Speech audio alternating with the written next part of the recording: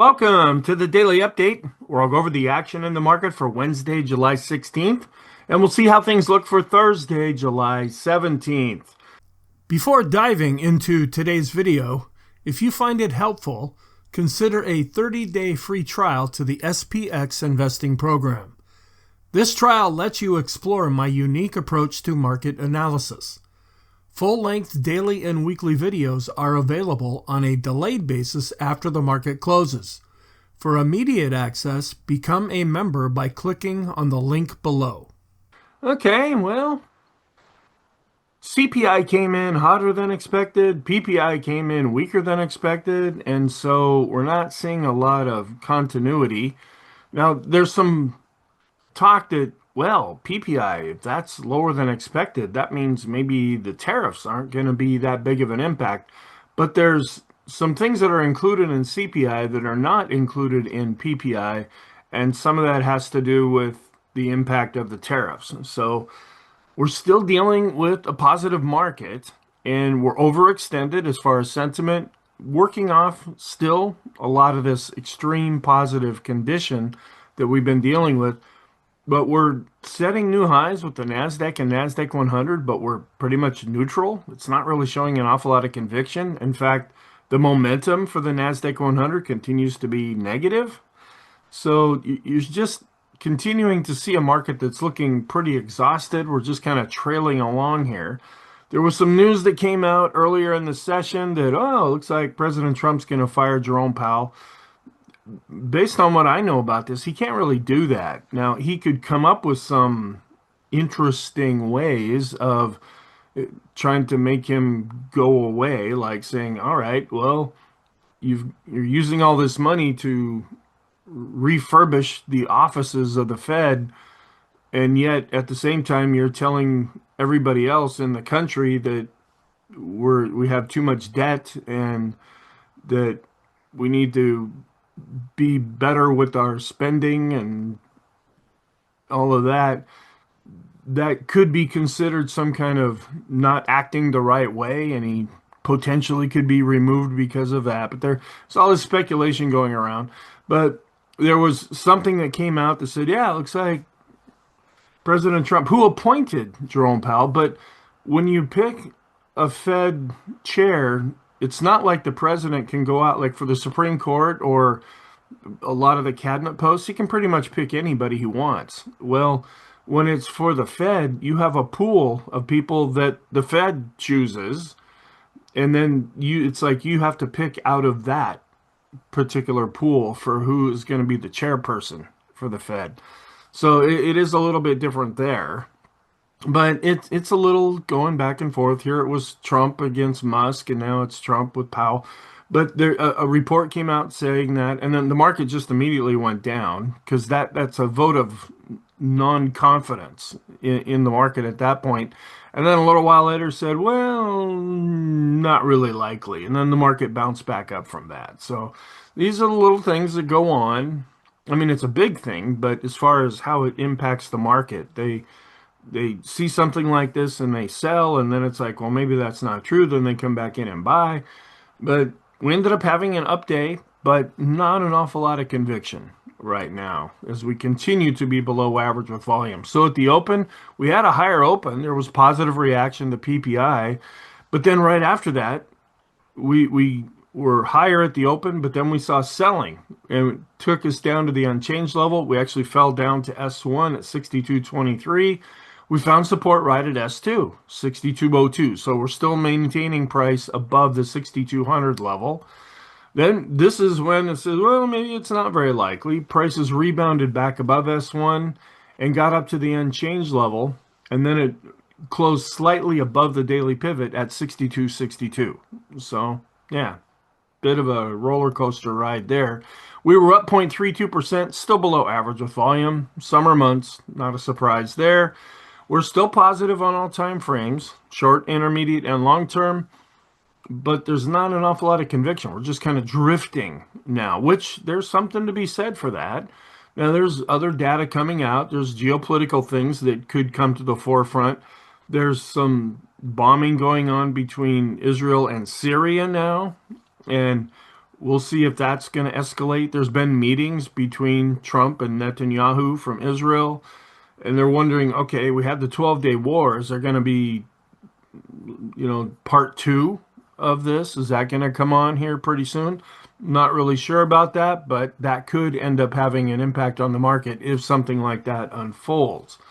Okay, so some comments. The NASDAQ and NASDAQ 100, again, since they closed after Tuesday at all-time highs, well, we had a little update, so that's another new all-time high there. We're not at a new all-time high with the S&P. We're close. We're just fractionally away from that. And in Tuesday's session, we did set an intraday all-time high. We just didn't set a closing high there. And there was talk of President Trump firing Chair Powell, but then coming out later saying that it's unlikely. And then we had some more banks that reported, and Goldman Sachs came in up 0.9% for the day. Morgan Stanley was down 1.3%. Bank of America was down 0.26%. So not the big percentage moves that we saw previously here. They all surpassed their earnings per share expectations. So they had good reports, but there was some sell the news reaction that did continue in that area. Small caps had a pretty good day. They go up, then they drift down, then they have a down day, then they have an up day. Semis holding up okay, but still did underperform. Here's kind of a critical thing from my particular analysis is the parabolic SAR has now turned negative. With that move down to 6,200, that kicked in the parabolic SAR to create an intraday low, and that switched the parabolic SAR from positive over to negative. And that's a primary indicator, in my opinion. Pretty short list here with overbought. The Williams percent are coming down, but still looking extreme. And then the stochastics, because there are three different time frames on that one chart, and they move a little bit slower. And then the slope oscillator is actually negative, but it's extreme positive in its reading, but it's negative since it's dropping below its moving average. And we're still looking extreme negative already with the Stochc RSI. So when we see both overbought and oversold at the same time, and a lot of the other indicators that are usually on this list, they're not on here, that just shows a market that's really come to a point of lacking real conviction. All right, and then intermediate term, the TTM squeeze is negative. It's coming down. It's not quite as extreme negative as it was, or extreme positive, I'm sorry, as it was before. But we're seeing that extreme positive readings, but negative because they are declining. The rate of change, it's going to take a while for that one to come back down, but it is coming down. And now our momentum oscillators are starting to turn more negative as well, but some of them are still extreme positive as far as where they're at on the chart. And we're still far away from the 50 period moving average. We're not too far away from the 20. We got kind of close to that on an intraday basis. Didn't come down and touch it. And that's another positive thing. If we see a lot of this sideways consolidation, reworking inside of the market and all of that happening above a 20 period moving average, which is like what we saw back in June, that's quite positive without seeing a real significant decline. But we're also coming into the part of the seasonal perspective where the second half of July ends up being positive, but it really underperforms the first half. And then August and September are usually the more weaker times of the seasonal period there. And I did add one thing here to the scenario as it applies to the Fed. They haven't changed their stance. They're just pretty much in wait and see mode. And then the dollar declined. So it's been up over the last week and a half or so. But now we finally saw that coming back down. And interest rates actually declined. We were getting really close to that 4.5% level. Now we're backing back down to 4.46%. We're still extreme. This is the thing that's kind of concerning me is we have a down day, we're still extreme with sentiment. We have an up day, we're still extreme with sentiment. We're coming in at 74 where we had been at 76. And we're positive with our trend. The green line's above the red line. We are trending. It's above its moving average. And with the up day, the bias is positive and the momentum, I'm still keeping it positive to mixed because we're not seeing an awful lot of conviction currently. Okay, so we did get PPI, which came in with the headline number of unchanged on a month-over-month basis. They expected it to be up 0.2%. Last time it was up 0.3%. And then year over year, that equates out to a 2.3% rise, where last time it annualized out at 2.7. So the market liked this, that came down, where CPI came in stronger than expected. You take out food and energy, of course, the things that you have to have. We were still unchanged month over month. They expected it to be up 0.2%. Last time it was up 0.4%.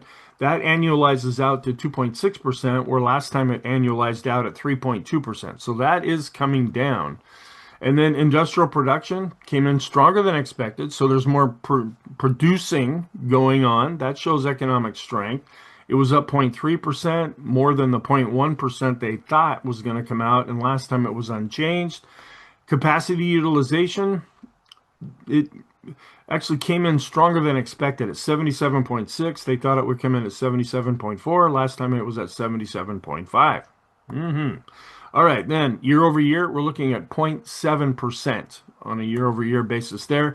Capacity utilization is down 2% below its long run average. We don't really do last month, last year comparisons with this particular economic report. So here are the mortgage applications, which actually were negative because we've been seeing interest rates going back up. That probably had an impact on refinance and new mortgages that were being sought. And then here is the PPI looking at the total. That's the blue line, and it's going down. And the core on a year over year is also going down. And then the goods and services, goods are in blue, they're going up, and services are going down.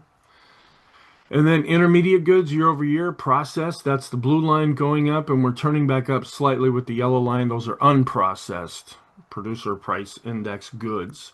Then this is how I look at this on a year over year basis. We're still going up with the rate of change looking at this chart, and we're also going up on the month over month change as well, but less than what was expected. And then the core PPIs leveling out, going up just a little bit, where we actually declined here with the core rate, and that's more the inflation component. Then industrial production, this is on a year-over-year basis, and capacity as well. That's the yellow line here, just kind of drifting up a little bit higher. We ticked up a bit with production as well. Then capacity utilization, it's that 80 level. That's when the economy is considered to be at full capacity. We're making the most use of everything out there, all the factories and trucks and tools and everything that's available. So it's still looking fairly healthy for the time being. And then month over month, we did see an increase in industrial production there. All right, then net bullish sentiment, both retail and institutional composite. It has been really improving, coming in with this score at 21.5. And now this is, we had gone down to 21.75, but this chart anyway still has more room to run to the upside before we're looking a little bit too exuberant there. Where the chart that I use is more touchy, it changes many times throughout the day. This is a longer term look at sentiment. And then new highs happen in clusters. All right, so we've had 8 so far, according to Carson, with the S&P going back to 1957 here, and we tend to see a lot of them all together. So strength usually feeds into more strength. Gold price, again, here's the forecast here by Goldman Sachs. Of course, it's been going sideways a lot lately, but they still look at going up to the 4,000 level here, where the futures are a little less optimistic there, but they still have it climbing nonetheless.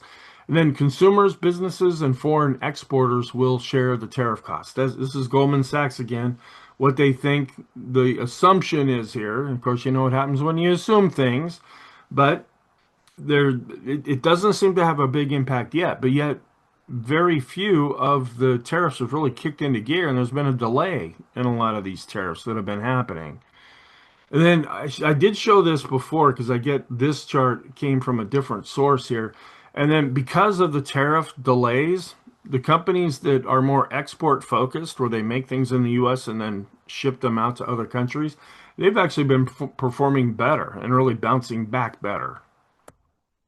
Then the forecast here from Deutsche Bank implies a 5% beat about the historical average. This is with the earnings and taking this all together.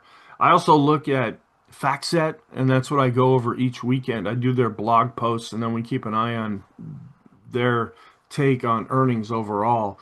But it's coming down, but it's still showing that they were going to beat estimates according to what Deutsche Bank is saying here. Bottom up analyst consensus for the second quarter of 2025 was cut sharply following the tariff announcements, but it's been flat for over 6 weeks now. And this is just earnings. You know, it's like, oh, that's really going to hurt. And so it really came down, and this really drove stock prices down as well. This is when we were really falling. But lately, it's kind of leveled out and doesn't seem to have as much impact as it was having before. And then top-down consensus estimates. See, we're coming into earnings season now, so we're getting a lot of these different things here. We're looking at the S&P 500. This is the bottom-up consensus here. And then looking at the Goldman Sachs top-down estimate, that looks more of the macro view as well. Um, I tend to focus more on the bottom up because that's more what's actually happening inside of the S&P, and then compares it to what's happening across the globe. And then the S&P price gain so far this year has been in line with the long-run median outside of recessions. So we really bounced back, from that big decline that we had, and now that we're really near all-time highs again, that's been pretty impressive. But when you take it all together, we're not really acting all that out of the ordinary. Mastering the stock market is challenging and can take decades to achieve. Most beginner traders and investors feel overwhelmed and often fail. Stay ahead with the SPX investing program. Members gain access to the full program. Other options include immediate access to videos as they become available. Alternatively, the daily and weekly newsletters may be helpful. Click on the link below to find out what's best for you. Okay, here is the chart. We did have a higher open. We were above the unchanged level, but immediately, boom, we came right down. Tried to set up a support level here at the unchanged level, but then this is when the news came out, oh, I'm going to fire Jerome Powell. And we broke down below S1, came down, we just hit right at S2. Well, maybe it's not very likely. And then boom, we came back up, went positive again. We're able to chop our way back up to the daily pivot and close just a little bit above the daily pivot. And down just a little bit, not seeing much of a change in the initial overnight session here. Still looking good intraday. The blue line's still above the red line. They're both going up when we compare large cap growth to value.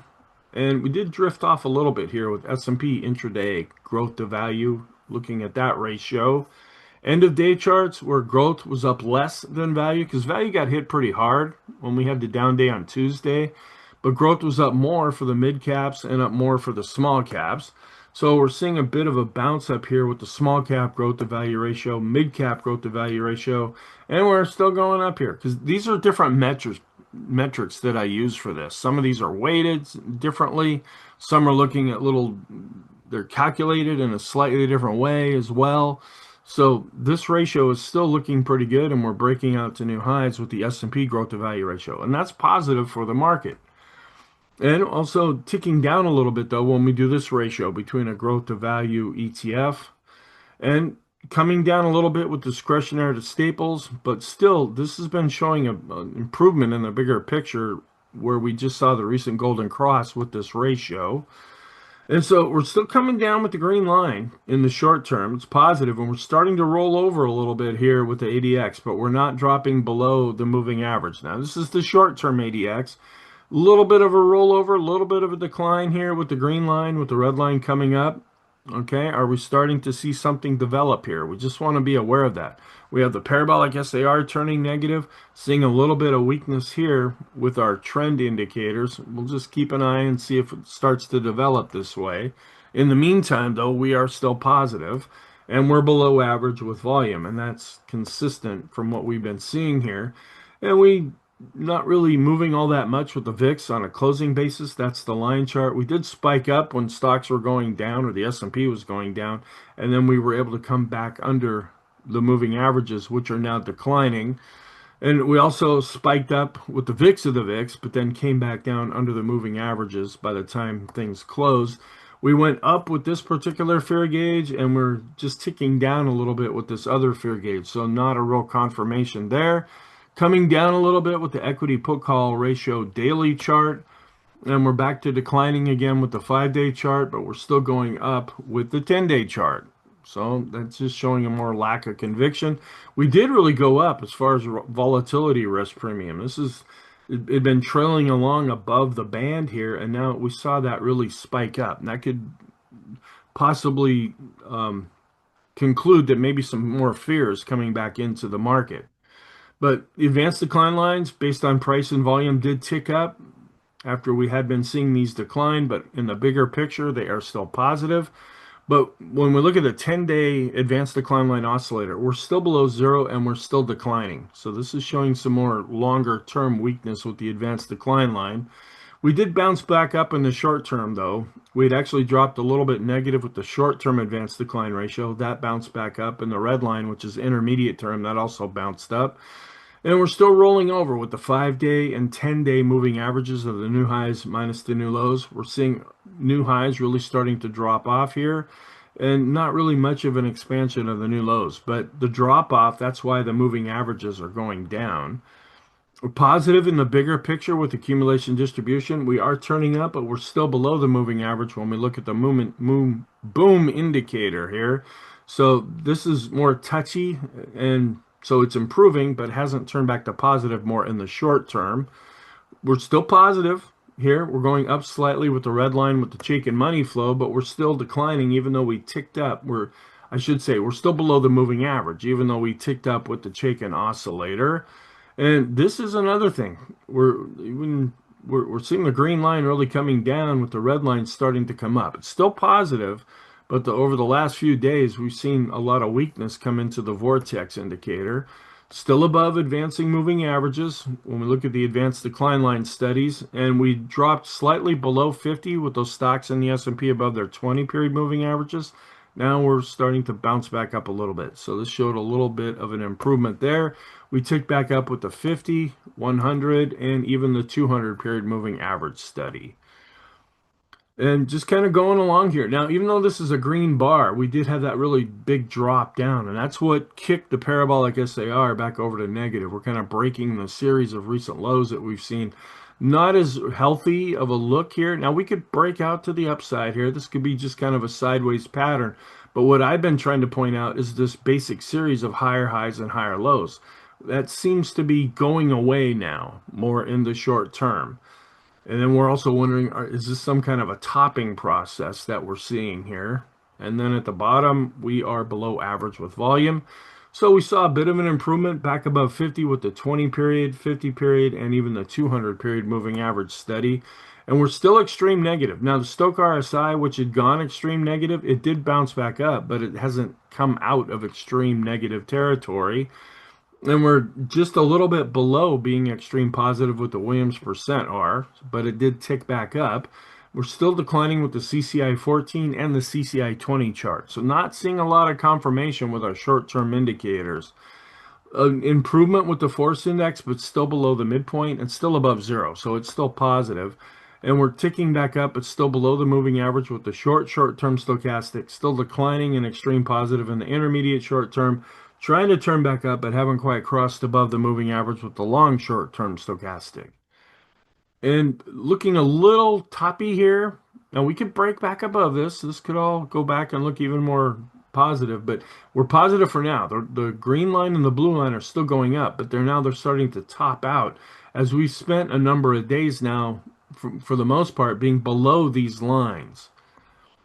And we're still in the +2 channel with the standard deviations chart.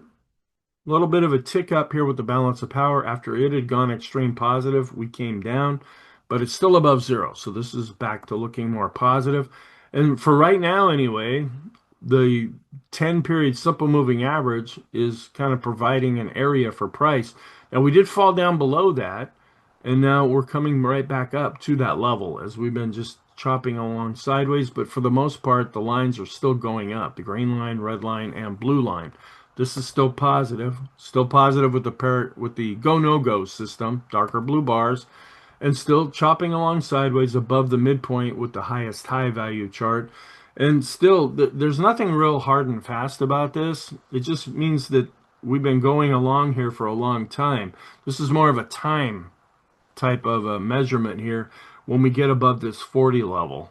And we went above that right at the beginning of July, and we still continue to be above that. And we're still positive though with the proper order. Still seeing a solid uptrend there. And we're still looking a little more negative, but we're still right at the black line here with the TTM squeeze. So it's negative, but still giving an extreme positive reading. We are dropping, but we're still above this red line here with the rate of change. And coming down, but still above zero with the ease of movement as we've been spending the last number of months just kind of trailing along sideways here with these, but it's positive since it's slightly above zero. We were flat after declining, but still positive overall with the Arun indicator. And we improved with the S&P McClellan oscillator, but we're still below zero. So when we look at the summation index, we're declining based on price and volume. That's negative, and I treat this as a primary indicator. We also improved with the NYSE McClellan oscillator, but that's still below zero. So we're declining with the summation index based on price and volume for the NYSE. And we're still going down with the swollen trading oscillator. Even though we had that slight up day, this is still picking up more negative than positive right now. And then we're rolling over, starting to go below the moving average with the PMO, but we're still above this red line. That's why it's extreme positive, where we're turning more negative now with price. We're dropping below the moving average, and we're barely going below the moving average with volume. And actually a bit of an improvement with the PMOs that were rising. This was on our extreme negative list after Tuesday. It's now worked this off because we saw an improvement there. But the buy signals continue to decline. And after declining, we're starting to flatten out here with the PMOs that are above zero. Neutral. Here we are really near all-time highs, and we've been getting a number of blue days, which is neutral. And now this is the parabolic SAR daily chart where we've been positive, but now we're seeing a dot on top that's turning this negative and starting to roll over with the MACD. This is more short to somewhat intermediate term as far as a momentum oscillator. And the slope oscillator is still extreme positive. It's negative since it's still below its moving average. So we're seeing some weakness here in the short term. We're rolling over a bit in the intermediate term. We're still extreme positive and we're hanging on to being positive with the tricks, and we're just a little bit below being extreme positive with the KST. And we're turning negative with the Copic curve as well. So we're seeing a lot of this weakness just start to enter into the overall picture. And doing okay here, declining just a little bit with the Sean trend meter in the green area. And we did decline with the money flow, but we're still above 50, where we advanced with the ultimate oscillator, and that's also still above 50, still above the advancing moving average with on balance volume, still above 50 with the RSI 14 and 9. And then the intermediate term trend. This is the first time since we go back to June here where we came down to the blue line and then we were able to get above that. That's why when we finally broke out here. Now we've been chopping along sideways. We came down to the blue line again. Is that going to end up providing some kind of support? But in the meantime, the red line and the blue line still continue to go up. So the intermediate term trend is still solid. But if we continue to go sideways or we start to drop below the blue line, that could turn the intermediate term trend more negative, or at least show that it's vulnerable. And see here, we didn't even get down to the 20 period moving average. And this is positive on the bigger picture. When we can go sideways and maybe have a down day and then have some news hit the market and have all of that happen above the 20 period moving average. No longer too far away from the 20 period moving average as measured by the boom indicator. We're still far away from the 50 though. And now we're actually dropping below the green line here. That's the 70 level with the bullish percent index. This is negative since we are going below the moving average, which is kind of hard to see in here. It's that line that you see combined with the indicator itself. But this is no longer extreme positive, and we're declining now with the NYSE bullish percent index, even though we're still above 50. We're no longer extreme with the NASDAQ 100 bullish percent index. And here, we're just setting, I guess maybe we didn't, no, this is the S&P here.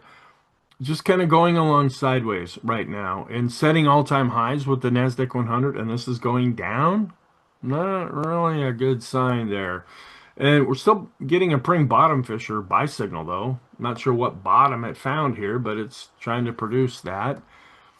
And then as far as the weekly chart so far, we're up 0.06% after Wednesday's session. So not a lot of conviction so far.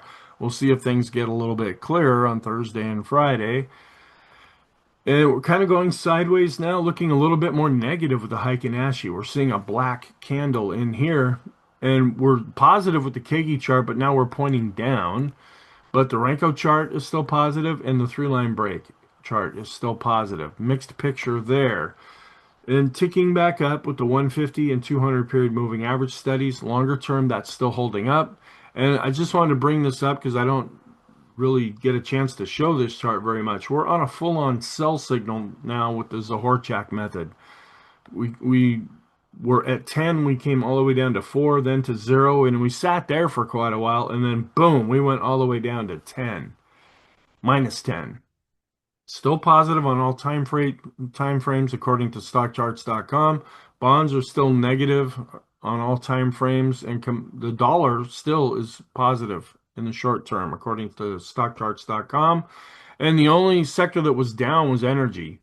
And then we had healthcare, which has been just getting hammered, real estate getting hammered. So we saw a lot of the areas that have been getting hit hard, they ended up doing the best in Wednesday's session.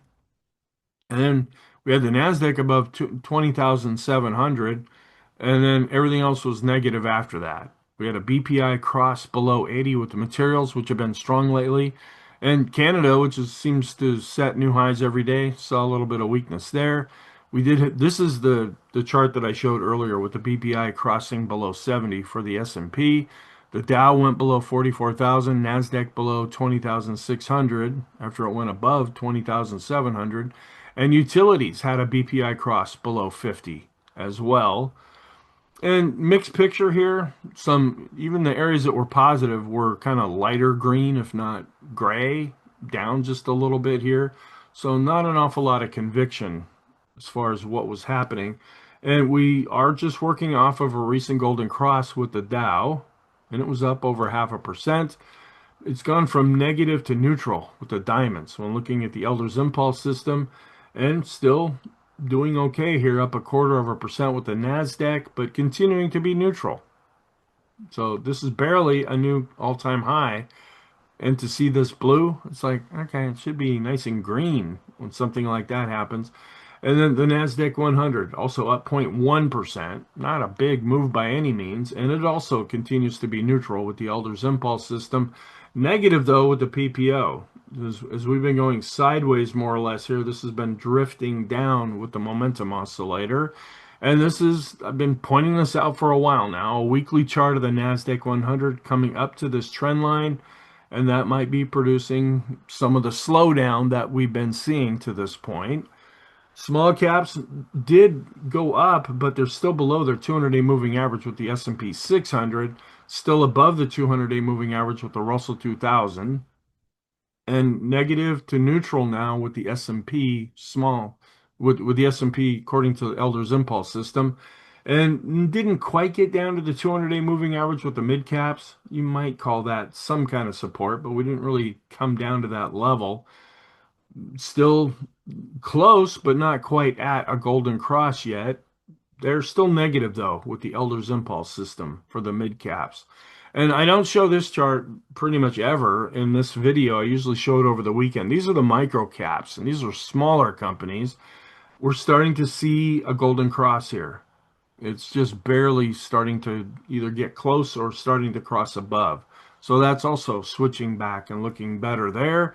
And just kind of going sideways right now with the Wilshire 5000. And we did see a drop off here with the total US stock ETF, but then we came back and closed up. Financial sector was up 0.7%, still above its 50-day moving average. We saw a little bit of a tick up with the ratio between the financials and the S&P, but we're still below the 200-day moving average with this ratio.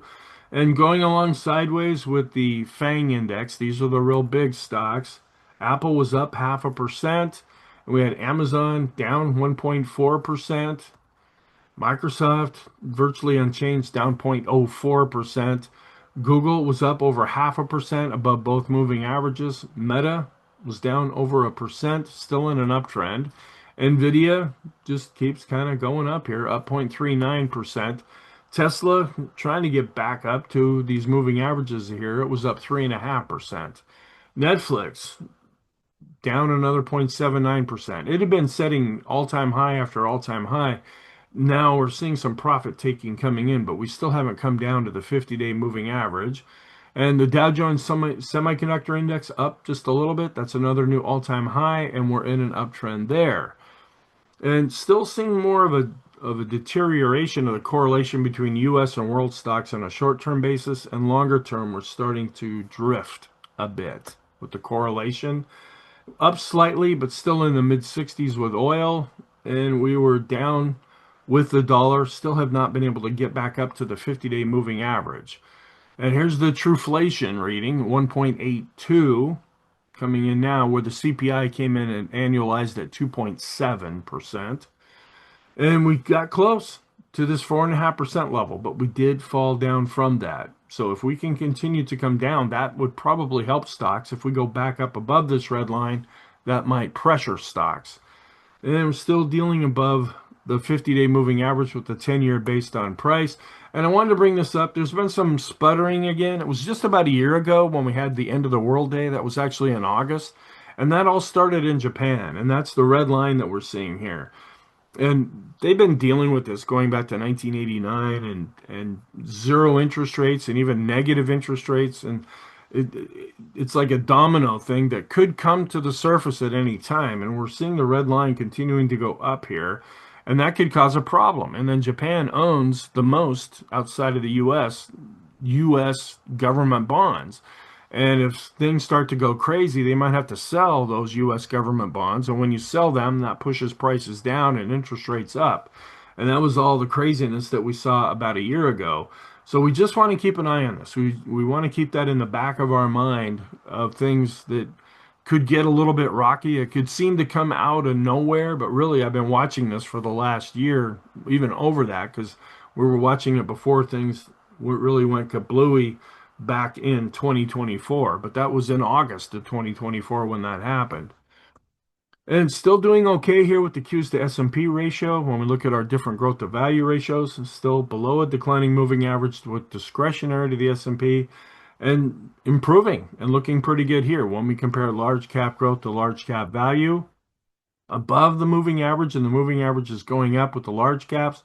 We're above the moving average with the mid caps, and we've continued to show more improvement with the small cap growth to value ratio. And still, for the most part, going up when we look at the S&P to utilities ratio, and that means the S&P is outperforming utilities. So then, what's the outlook? We're still positive, and we're still trending on all time frames, but we're not seeing an awful lot of conviction right now. We're going to get initial jobless claims as well as continuing claims and retail sales. That's another major economic report. Import and export prices will be coming out, and the Philadelphia Fed Index, which is more regional, and then the NAHB Housing Market Index. So the list is pretty long here, and it could be influential. And then anything geopolitical that could happen between Israel, Iran, Russia, Ukraine, and just anything that might have an overall impact on the market. And then in Friday's session, consumer sentiment. Now, we also look at housing starts and building permits because that's more forward looking. You have to get the housing start and the building permit before you can actually build the house. And so that gives us more of an idea what's happening with the real estate area. All right, and then this is the list for Thursday's economic reports there. Seasonality is positive. So going back to 2002, excuse me, 2002, we're positive with the Dow, S&P, and NASDAQ. We are also got a couple days left here with options expiration coming up on Friday, where we tend to be positive more than negative. And we do see some positive seasonality still coming into the picture here. We've been working into that. We're flattening out a little bit. It's not like we see a lot of weakness in this area, but we don't see the positive seasonality that we were seeing before that. And this kind of takes a lot of those other lines out of the way just to give us an idea. We're following the green dashed line here. All right, and then we're in the second half of July, which, as I said, it tends to be positive, but it really underperforms the first half of July. We're working beyond. I'm probably going to take this chart out here pretty quick. We're getting beyond the positive seasonality now once we get through the middle of July for the NASDAQ. And then we do see some negative seasonality according to the Carson research. It doesn't perform as good as the first half of July, but we do see a little bit of strength there as we start to finish out the month. With each video and course, members learn to implement the consensus approach, a unique analytical method. Unlike relying on a few indicators that eventually fail, this approach overcomes analysis paralysis by using the weight of the evidence to draw conclusions. Developed over decades across all market conditions, explore the SPX investing program and start with a 30-day free trial. So, more on the negative side, the reason the accumulation distribution is negative is because the boom indicator is negative. But in the bigger picture, the accumulation distribution is positive. Chicken money flow, it is positive, but the chicken oscillator is negative. And so when we see all three of these kind of giving us different signals, I tend to throw it more over on the negative side or the warning sign slide. And we are still negative, even though we improved with the S&P and NYSE McClellan oscillators and summation indexes. Swell and trading oscillator continues to decline. Parabolic SAR is now negative, and the momentum is starting to look more negative. And the bullish percent index no longer extreme positive, below its moving average and declining. And then the momentum for the NASDAQ 100 continues to be negative as well. The long-term special K chart, and then that Zohorchak, the long-term sell signal that I've been bringing up over the last few days here. Positive side, we're still looking okay with our growth to value on a trending basis and our discretionary to staples ratio on a trending basis. And the bullish percent indexes, the reason they're positive is they're still above 50, even though they're both declining now. Ease of movement is still positive, as is the money flow, ultimate oscillator, vortex, even though that's showing some weakness now. The green line's been really coming down. And the financial sector is still positive, and we do have a praying bottom Fisher buy signal. Okay, and here are the pivot points for Thursday's session that have already been updated on the YouTube community tab. So the conclusion, no changes here. Positive on all time frames, not showing a lot of conviction, but we see some potential cracks happening, but we're still holding up, at least for the time being, and we are still trending, at least for the time being there. Thank you. Have a really good day, and I will talk to you in the next video.